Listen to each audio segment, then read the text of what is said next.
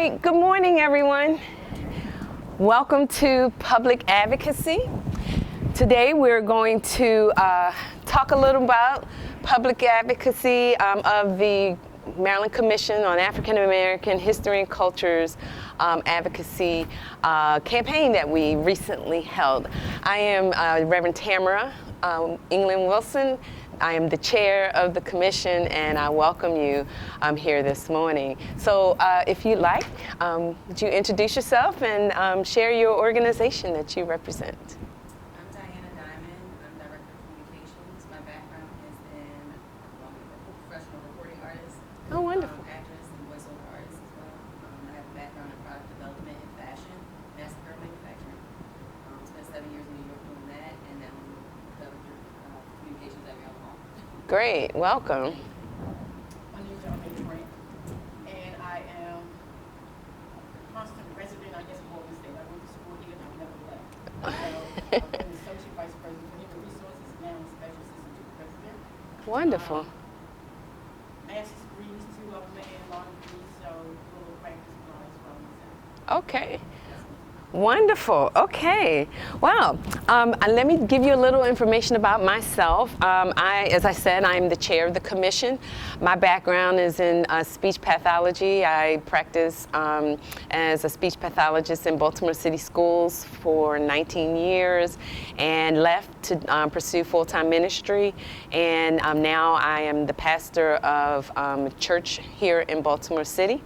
And I was appointed to the commission in 2013, I believe it was, and I've been serving as the chair of the commission since 2019. And so today, I'm here, as I said, to talk about public advocacy. So,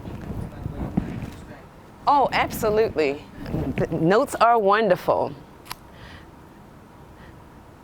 So the goals for our session today is to determine what public advocacy is and to share the Commission's advocacy and best practices.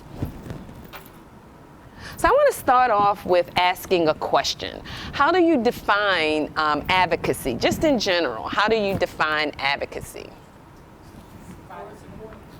Support. Okay, great.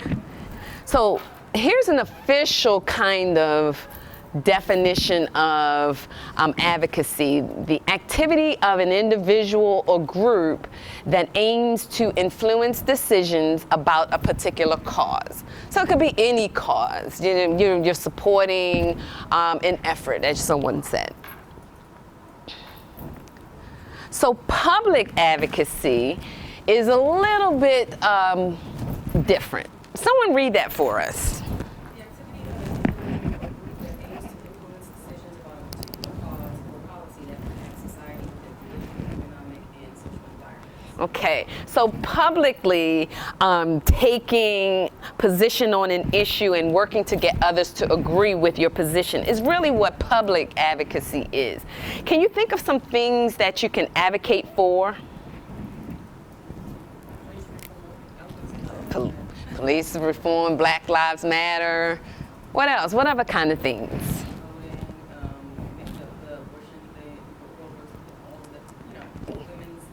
Abortion, women's rights. Better education. Yes. What? Say that again? Better education, yes, all kinds of things. Helping individuals to get benefits and services, calling community leaders together to develop solutions for violence in our community. All of these things are versions of public advocacy.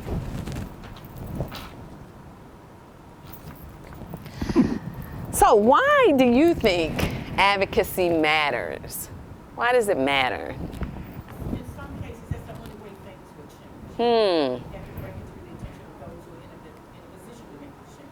Yes, yes. Any other reasons? I think as Black folks, we definitely are a reason for advocacy in so many different ways and dimensions. That's what we're here. So many reasons. Exactly, exactly. Here's some things that I wrote down. It ensures that people have the opportunity to have their views and wishes heard on issues that are important to them. It draws attention to issues. It helps to improve government services. And it is required to change public policy.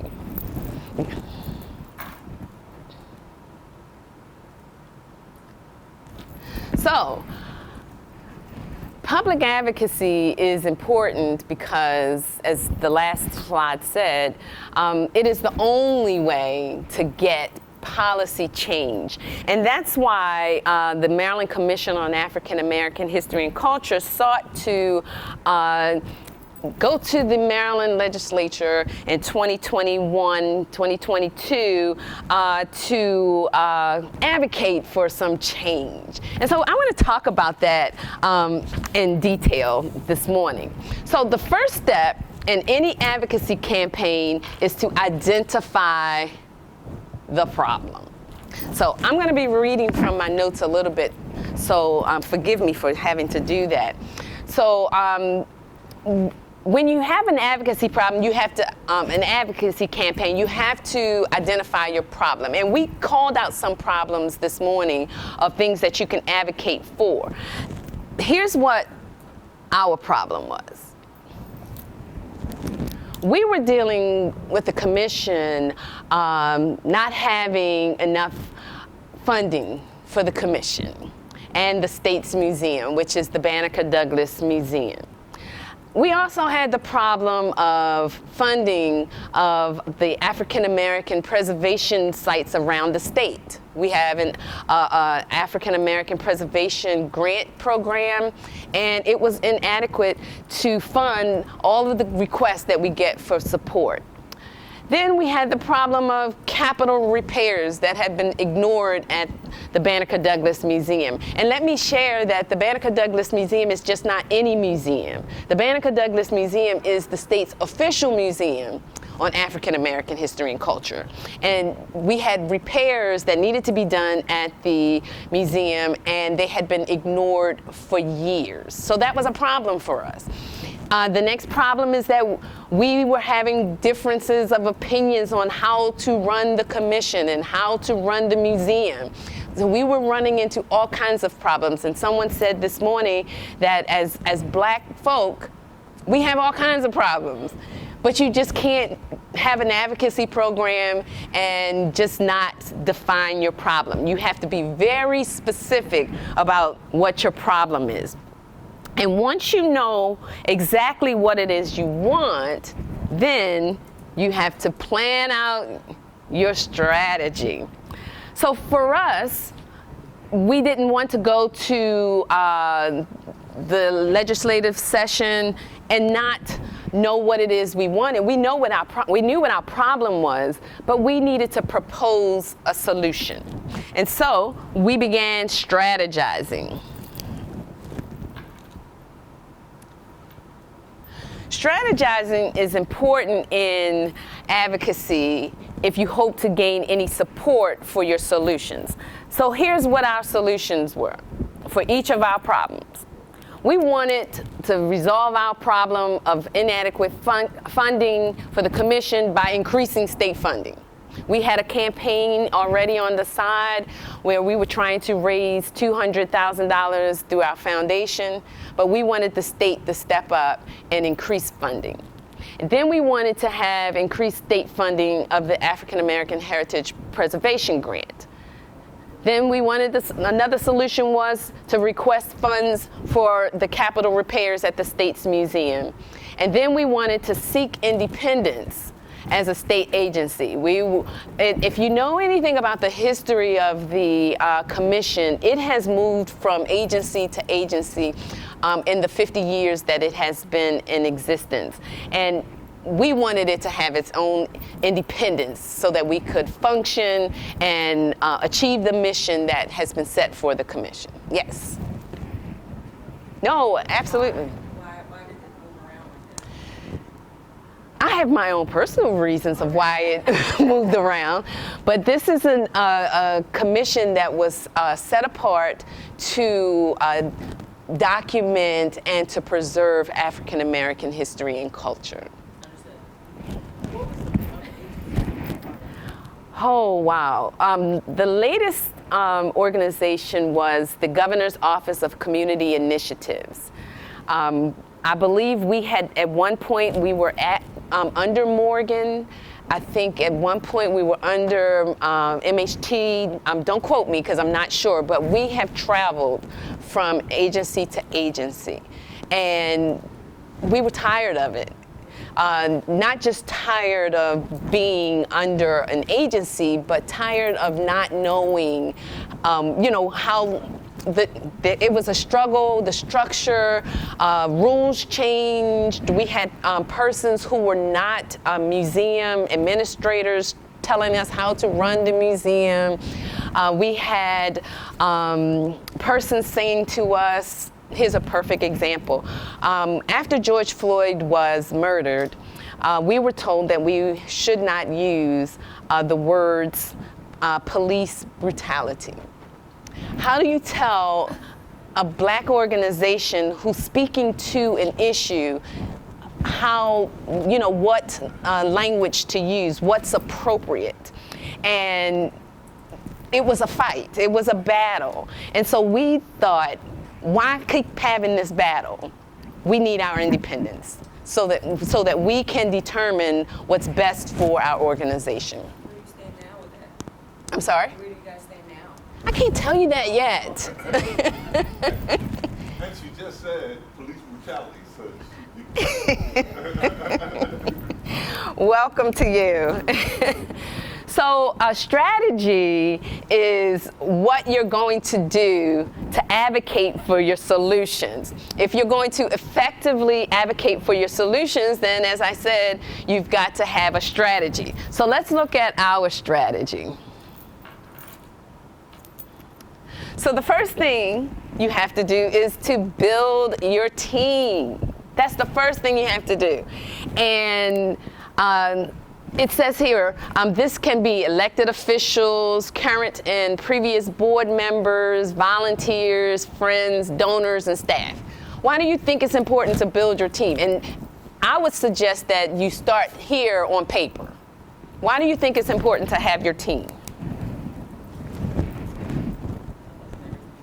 have different specialties and areas that they're good in versus Yep. Mm-hmm. Need persons from all areas, like you say, you have officials, people in the position, and Yeah. those kind of changes. Mm-hmm. Yep. plus you just need them to know that you're not by yourself. Absolutely. Absolutely. Yes, indeed. So these are our supporters. These are the people who could speak on our behalf. Let's see. We had, I want us to go back and say, it takes time to build your team. That's why I said, I would suggest that you start on paper. We started our campaign a year out. We had commissioners, we had current commissioners, we had previous commissioners. We had our museum staff, we had volunteers, we had donors. Remember I said we had a financial campaign going on, so we had our donors who were supporting us. We had all kinds of supporters who came to the museum for our programs. Anyone who stepped into the museum, we talked about this campaign that we had. And so once we had developed our list, we asked everyone to reach out to their network. If you came to a public meeting and we talked about what our solutions were, we asked you, reach out to your friends and tell them what the commission is doing. We held meetings, we got advice, we developed a plan of action, all from our team of people. And as I said, we developed our action plan. And so this could be in form of timelines and meetings with key people that support or will fund your cause, because you know that in some cases of advocacy, you really need people who have money to help you to accomplish your goal. So our action plan, I have to say that it was a critical step. Why do you think that, and I know this is a simple question, but why do you think an action plan written is important? So that way, you always go back and look at it. It's in your mind, but you can look at it and see where you're at. Okay, so like a roadmap. Uh-huh, yep, uh-huh. I think when you write and speak things, you stamp your future, writing it down. Exactly. And another important thing for us was to make sure that we didn't skip any steps. And it was important because now we're talking about going to the legislature. You know, we had people on our team who understood the rules, the laws, because, you know, just because I said that we needed to have more funding, we needed someone who could tell us, you know, how to write a budget that could get through the legislative session, you know, that would not pose a lot of questions, things like that. So our plan officially started in October of 2021. And it ran through March of 2022. We had it all in writing of what we were going to do. However, we had been strategizing, as I said, way before we had our written plan.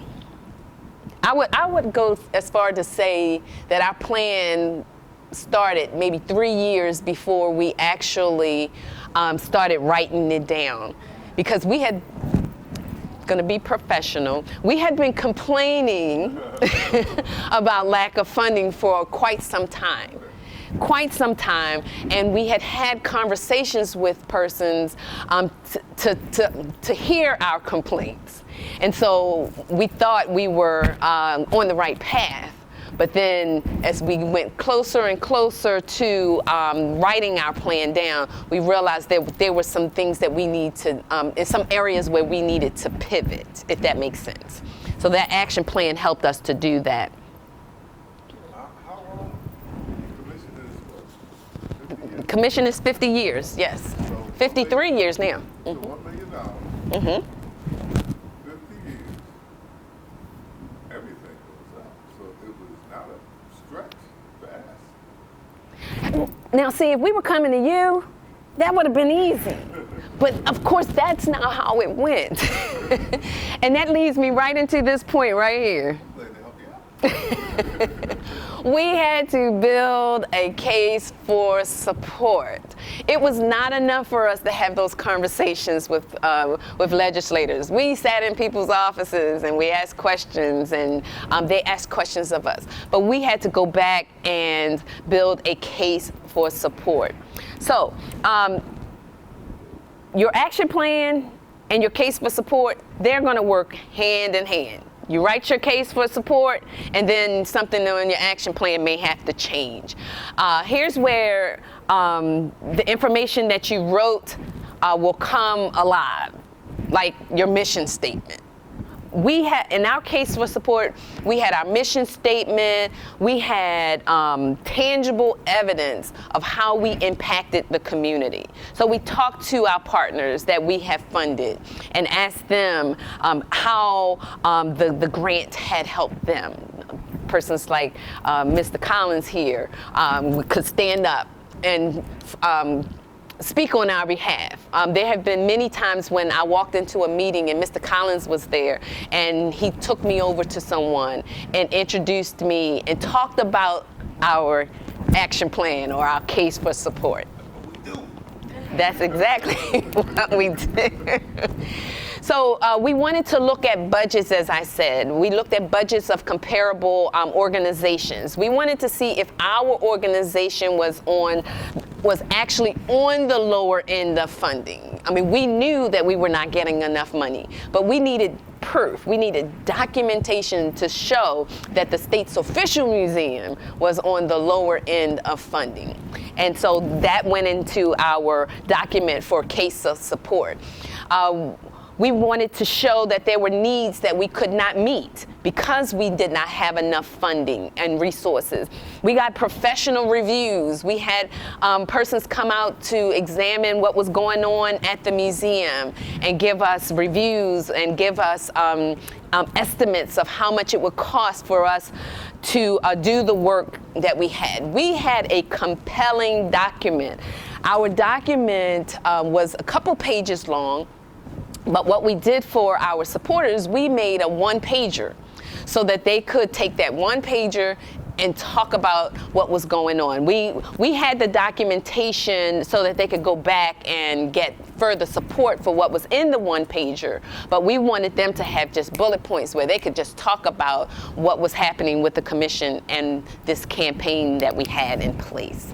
Any questions before I keep rambling on? I'm getting a picture of, I mean, like I said, I saw you doing the work, but I'm getting a picture of you built up to that, what you had when you were walking around there, so confident. He knows the answers already. But as he said, he didn't realize that all of this was going on when we came out, because we had our things tight. And, you know, as an African American organization, you know, we wanted to represent well.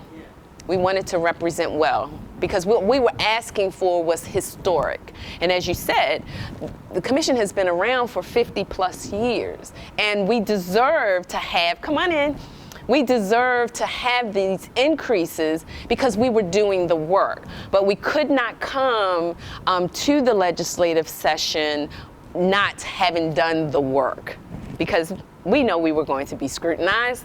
So we wanted to make sure that we did the work.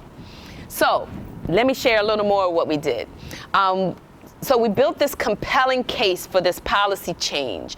And as we worked our plan, we scheduled meetings with elected officials in the House and the Senate. Whenever we showed up, they saw me coming, hey, Dr. Wilson, talking about the commission. They saw Director Compton, hey, they knew she was coming to talk about those four things. We would not talk about anything else. We invited them to our events. When they came to our events, what do you think we talked about? Those four things. We need more money. We need to get the repairs done at the museum. We need our independence.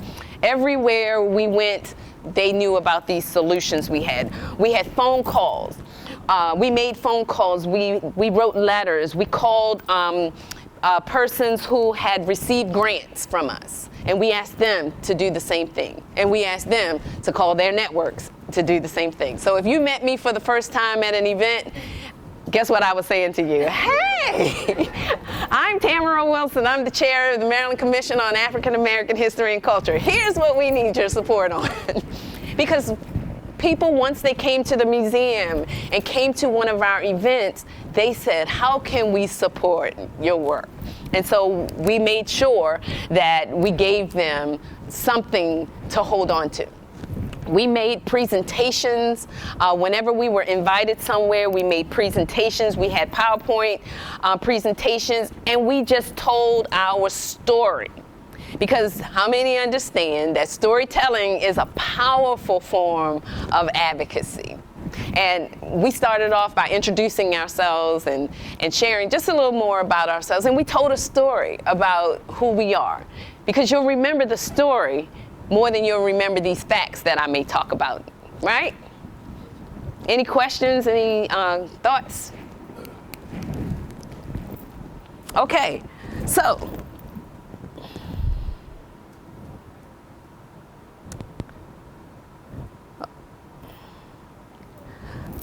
So this is Senator Verda Freeman Welcome. Elected officials, as I said, they wanted to hear our story. And so during our advocacy campaign, we became expert storytellers. Our story as the commission starts with Senator Verda Freeman Welcome. And she, of course, is a Morgan grad. I see you smiling. You knew who she was. Senator Welcome was elected to the Maryland House of Delegates in 1958 and to the Maryland State Senate in 1962. She became the first African American woman to be a state senator, and she was the second black woman in the nation. We talked about our story and our connection to Senator Welcome. Senator Welcome fought for fought against racial segregation. She fought against inequities against women and discrimination in public accommodations and so many other important pieces of legislation. But what was most important to our story is Senator Verta Freeman Welcome established the Maryland Commission on African American History and Culture.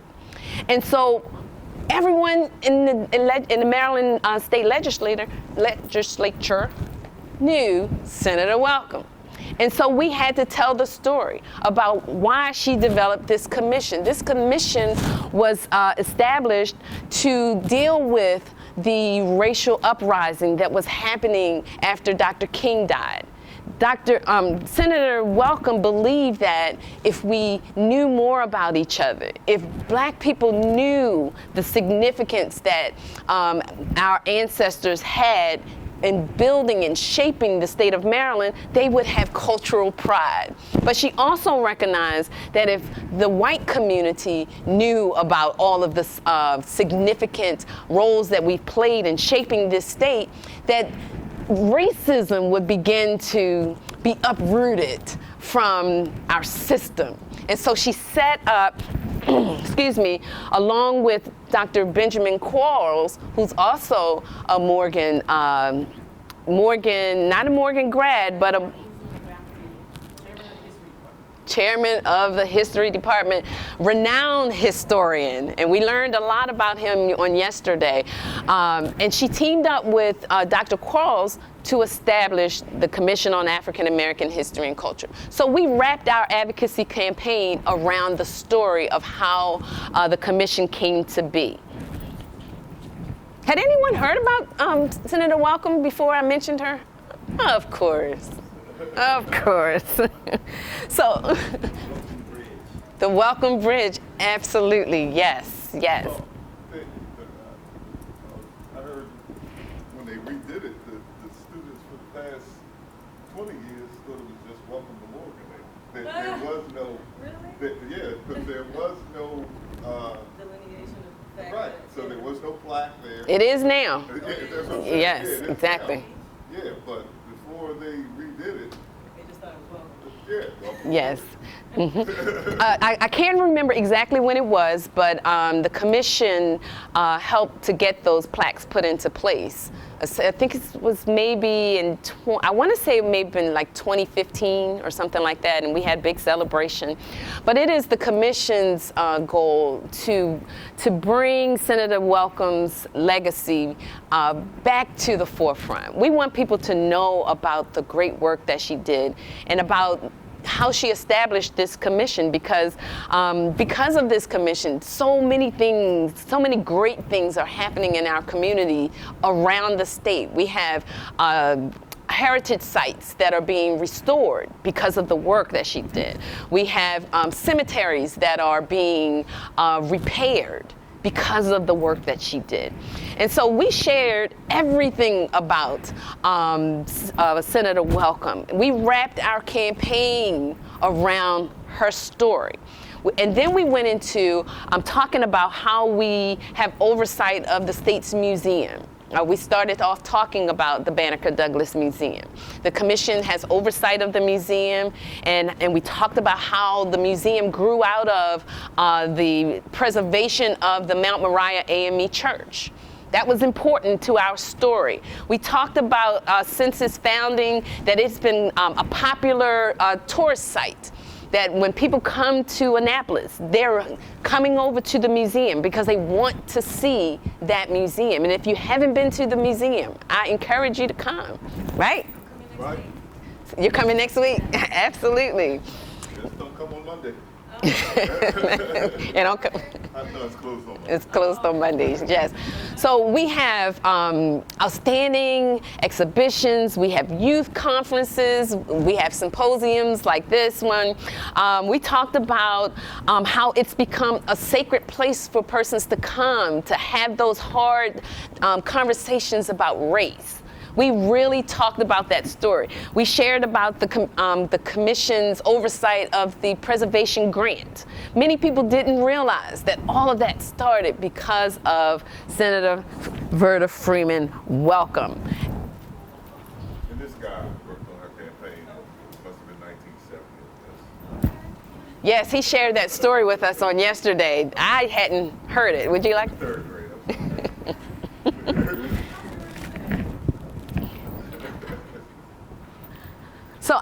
So if you're planning an advocacy campaign, my recommendation is to look to the past.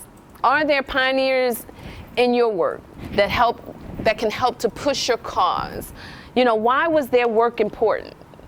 They could care less about the commission before, and I'm being transparent. But when we started talking about Senator Verta Welcome, her picture is sitting up there. Everyone knew who she was. They got a room named after her now. There's a room named after her. When legislators came to the museum, of course, we took them to the Verta Welcome Hall because we wanted to connect to the past, because she was such a great person, to see that we wanted this great work that she had done to continue. And talk about what impact it had. The work that she had done with this commission has impact 50 years later. It has impact not just in Annapolis, but impact all over the state of Maryland. And how are you building on their work today? So that's the story that we told. And so I'm sure that there are many people in Annapolis who know our story, because that's the story that we worked on. So, someone asked the question, what were the results of your advocacy? We had HB 1048, the Verta Welcome Act. It was sponsored by Delegate Shanika Henson and cross-filed with SB 953 by Senator Corey McCray. And this... That's my guy. Oh yeah, he's all of our guy. So remember I said that we were having these conversations.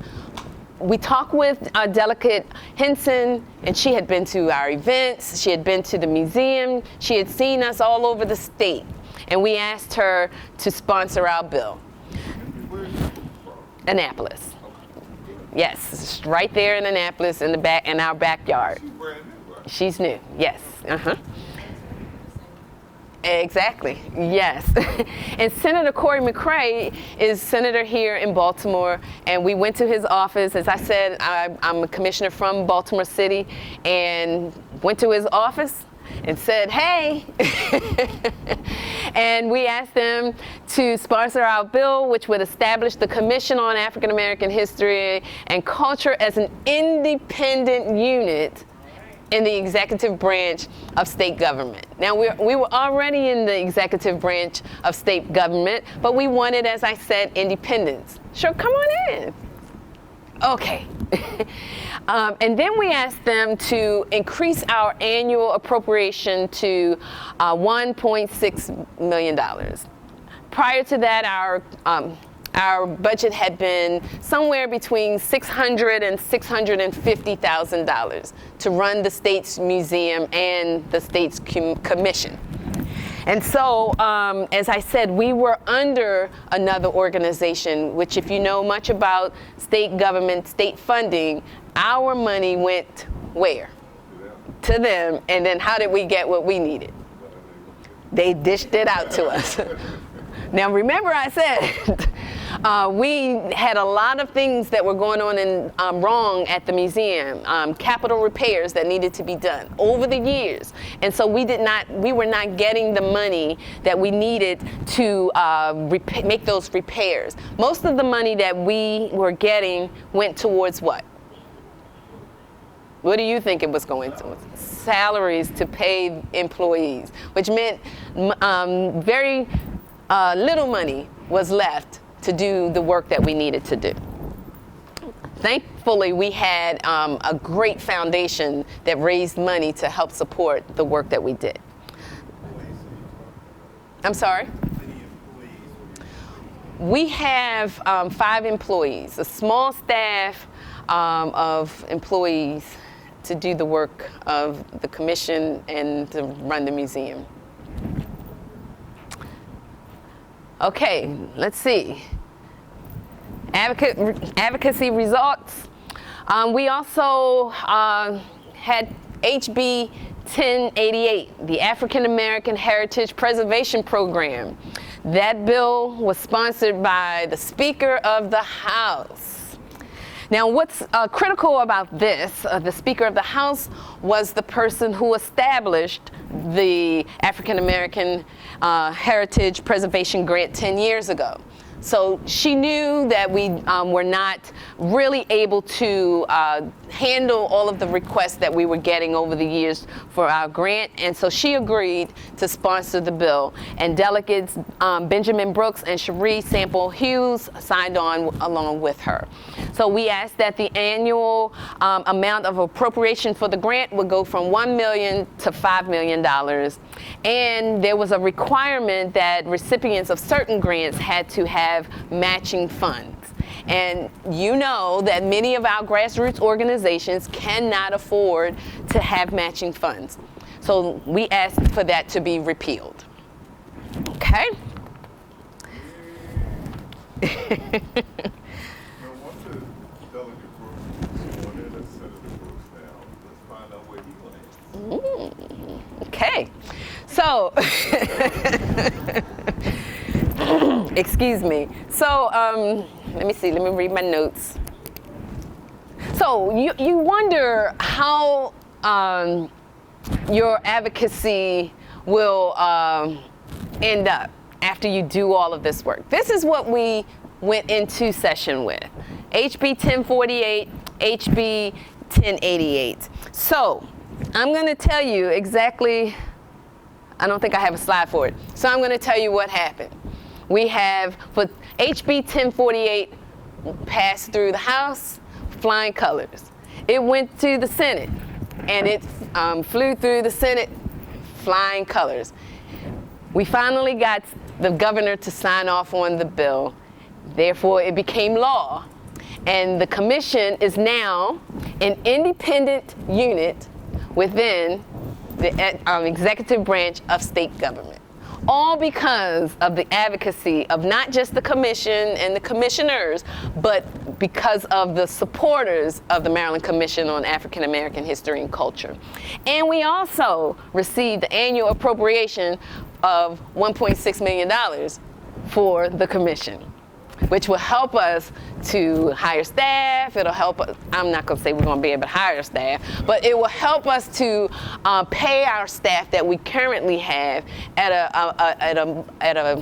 rate that it keeps somebody else from taking them. Exactly. At a rate that will keep them here. We have outstanding staff that do a lot of work, outstanding work, but we have not been able to pay them what they are actually worth. And so we are now able to increase their salaries to make sure that they remain at the museum and continue to help us to do the work. And we are able to fund the programs that the commission has, like this program, the Symposium. Then for HB 1088, it goes not with, without saying, the speaker is on the bill. So it went through the House. It went through the Senate, and the governor signed off on it. And so the Maryland Commission's African American Heritage Preservation Grant that was at $1 million for 10 years, and we received well over $4 million in requests every year, is now $5 million. And the requirement for matching funds was repealed. So that has been removed. And that's all because of advocacy work. And remember, I also said that we had repairs at the museum that needed to be done. Well, we got $3 million. Someone choked. We got $3 million to make those repairs that have not been made at the museum. I would say that we had a very successful legislative campaign in 2022. And it was all because of the advocacy that we did. As I said, we figured out what our problems were. We decided what the solutions would be. We we built our team, we developed an action plan, we developed our case for support, and we worked our plan. And as a result, we were able to achieve all of the goals that we set out for during this legislative session. Now, will that happen every time? Will you always get what it is that you're looking for? No. Sometimes you have to go back and keep asking. Plus, last year was a great year. This year is going to be a great year. It's going to be a great year. But you don't know what's going to happen after that. Right. But it's good that you got these things in perpetuity. Is that the word? Yes, indeed. Perpetuity. Yes, indeed. Yes, indeed. And the great thing about what happened during that legislative session, those who were supporting us, who also have problems, are now beginning to develop their own advocacy campaigns so that they could go and get the things that they need for their organizations. There are organizations here today in this symposium who are here to hear more about the grant program, because there are organizations, heritage sites around the state, cemeteries, churches, organizations, communities that need to be preserved in our state that now are able to be funded because we have an increase in our appropriation for those grant funds. So as I said, I think we had a highly successful advocacy campaign. I got two things. One that is, I don't know if you ever haven't gotten to it, but I don't want to let it slip off my mind. Another thing that advocacy, the way you mentioned how these other general state grants push all the black people to this, and we weren't getting equity there, so light has been shining there.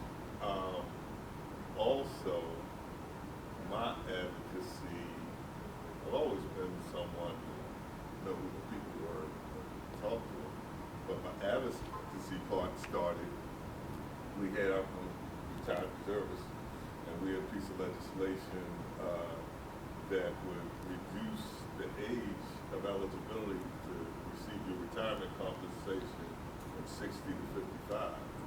So I went to Congressman Cummings' office, my guy, and didn't get the warm and fuzzy from the staff. And the person that, first person that did it, no, the second person, I almost had to choke that because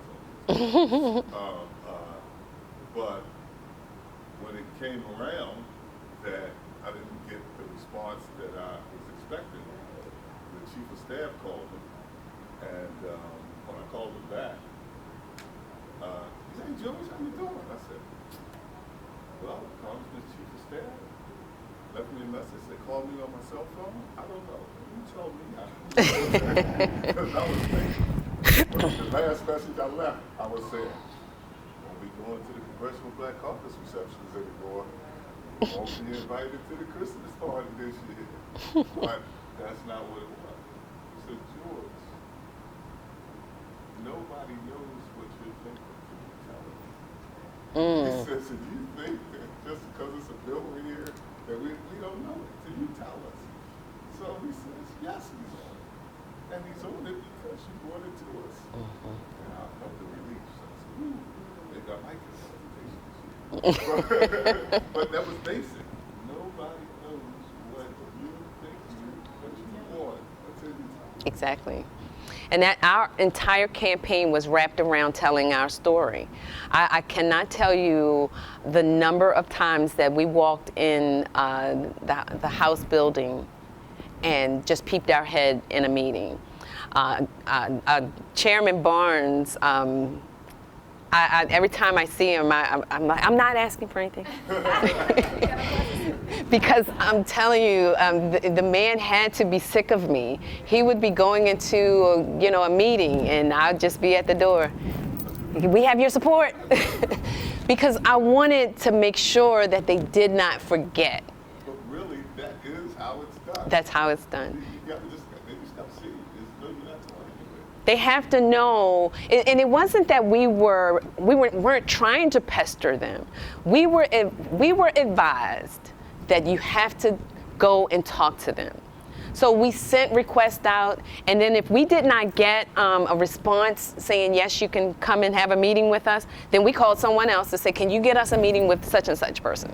And so that's how we got through the House. That's how we got through. We had a meeting with the Legislative Black Caucus, all because we used our network of people when we talked about building that team.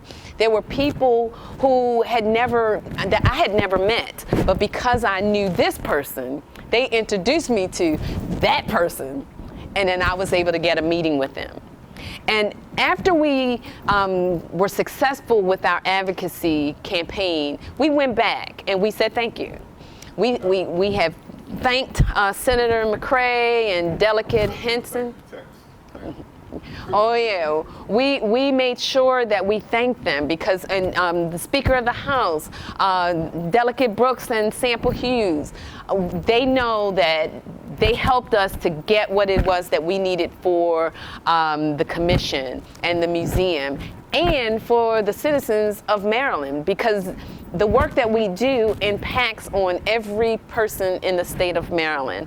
And we even thanked the governor. When we went in for the signing, the governor's office called us and said the governor will be signing the bill at 1 o'clock. They called us at 7:15 in the morning. I was on my way to work. I called into work. I'm sorry, it was 8. I called into work. The governor signing my bill. I'm going. And we went there, we stood in the line, and we thanked the governor and the Speaker of the House as they were signing our bill, because it was historic. It was really something that many persons told us that we were asking for too much. You know, you all are asking for too much. You know, you want this, you want that. You know, can you just, I mean, even supporters told us that maybe we should break this down. Maybe you should ask for this year, and next year ask for this. And then, you know, maybe down the road you should ask for that. But we were saying these are historic problems. These were not problems that just came up. These were problems that we have been dealing with for a very long time. And we thought that the solutions to our problems were fair. When we looked at the other organizations, the other museums around the state of Maryland who are not the official museums of the state, when we saw what they were getting, based on what we were getting, we said, no, this is the time for us to go for it. And so I encourage you, if there are advocacy efforts that you have, it may not be a legislative ask, but it just might be some problem that you want to solve. Use those steps that we use, and hopefully, prayerfully, you'll meet with success. But I believe that you will meet with success because you will put in the work. And once you get enough people to support what it is that you're doing, then you have more people singing your praises than people who will stand against you. And is there a question? Thanks. Mm-hmm. Yes, they were state employees before. Yes. Mm-hmm.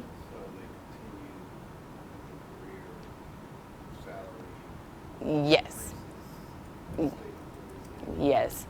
We had, in another campaign we had, in the middle of a campaign, we were a museum without a curator. Can you imagine that?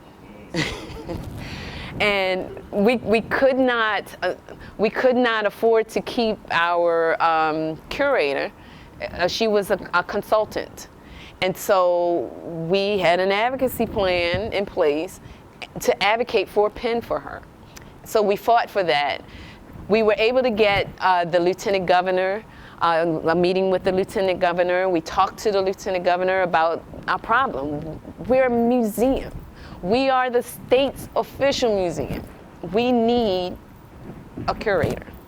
And so we were able to get a pen for that staff member.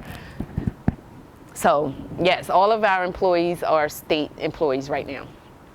Yes. So let's end with a quote.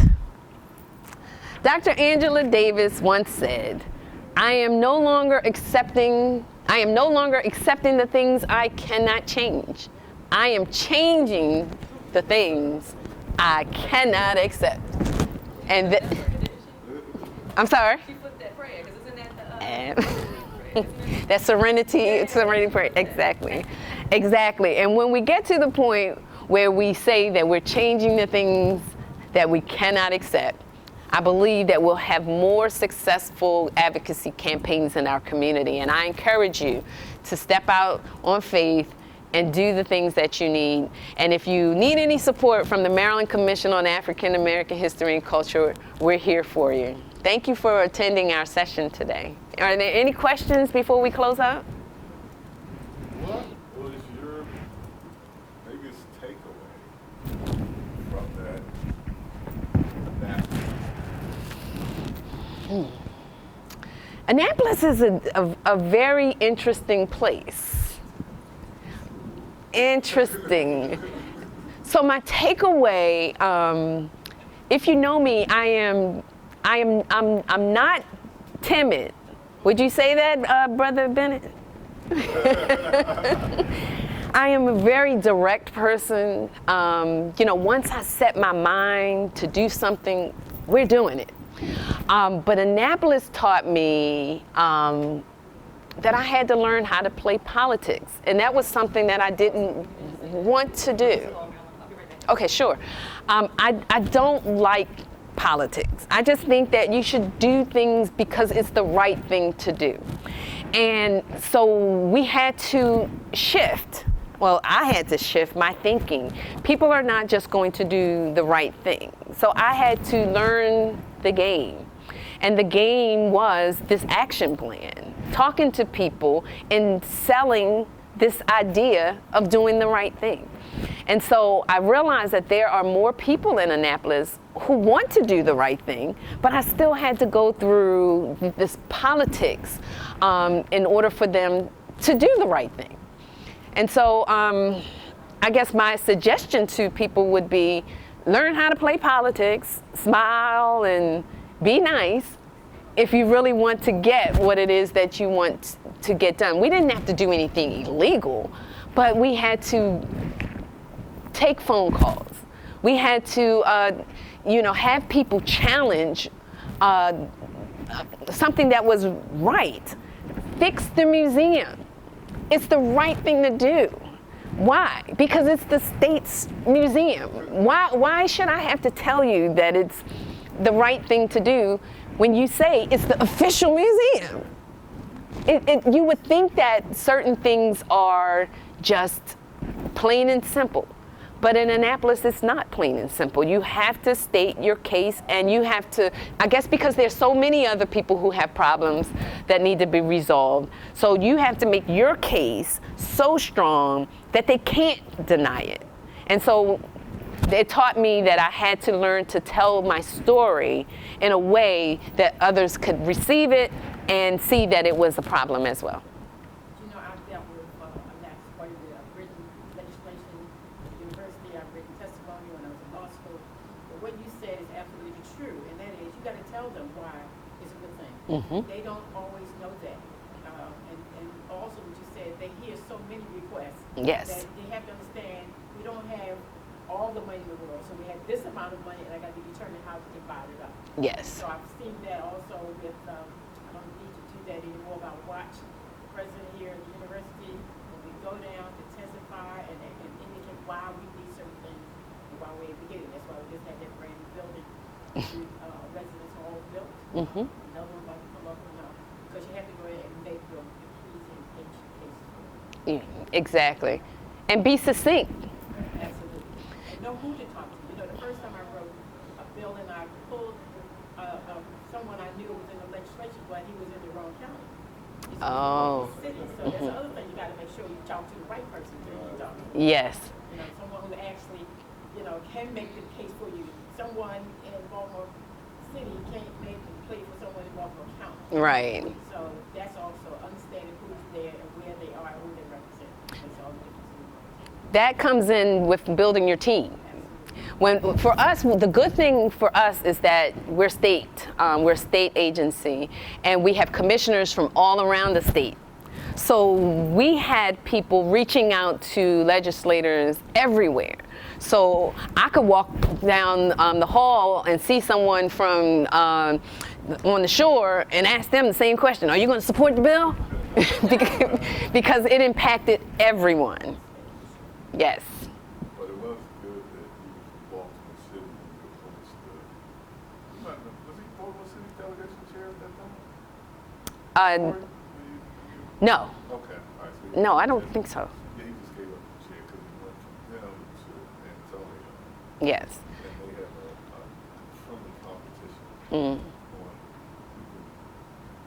who do the most and bring home the most money. So, Well, you know, to that point, we went to Senator Antonio Hayes because he sits in the seat where Senator Welcome once served. And not that he wasn't in support of our bill, he was, but he helped us to get, he told us to talk to Senator McCray. And so I think it also has a lot to do with what's on their plate as well. And so maybe that at the time, this may have been, you know, a heavy lift for him based on some of the things that he was doing. But when he sent us to Senator McCray was like, yes, I'm on it. And Senator McCray is on budget attacks, so that's where the money's going to come from anyway. it's all about knowing who to talk to. So he's sitting right there, and everybody else wants their stuff to get by. Yes. So if he says, yeah, this is my bill, oh, that's the senator's bill. Oh, okay. We learned a lot. There are so many lessons. Providing testimony, we learned how to do that. Writing testimony was different than oral testimony.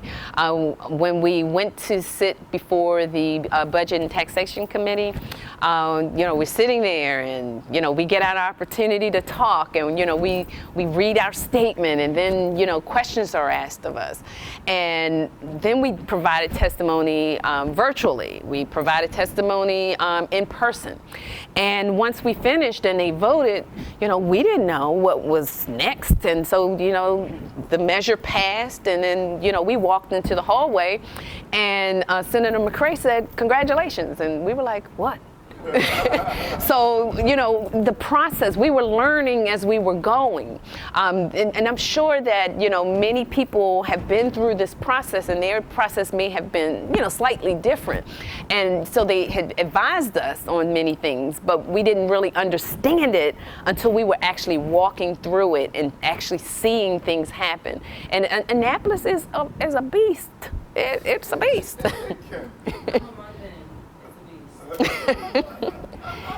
Well, I feel like maybe it's just from my seat. You've been around a lot longer. Maryland Hall, Maryland Hall? What's that? the old Annapolis High School. It's a center for the arts now. Oh, okay. I find it entertaining, actually.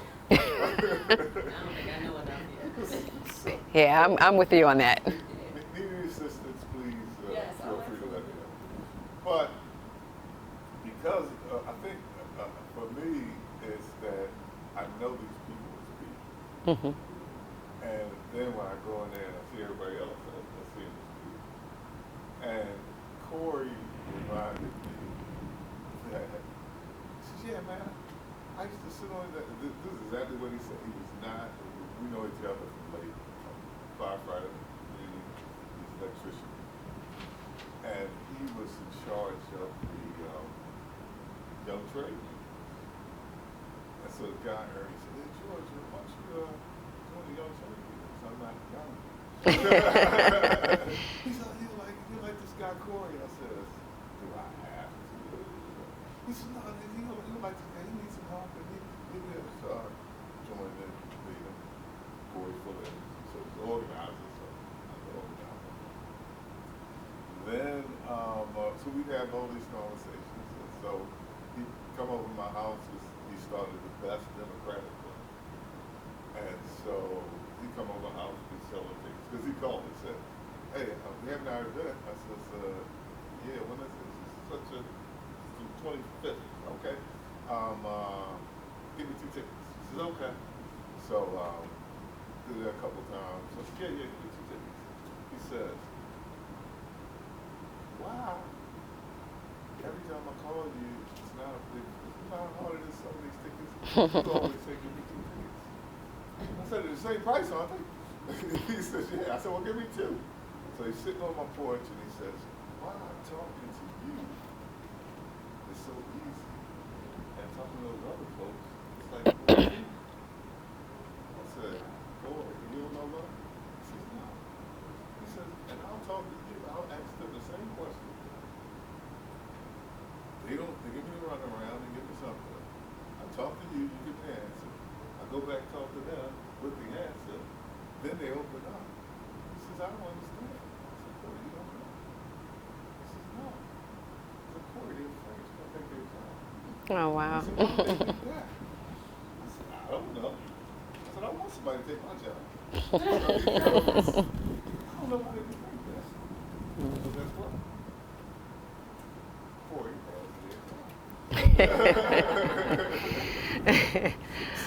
well, such is life.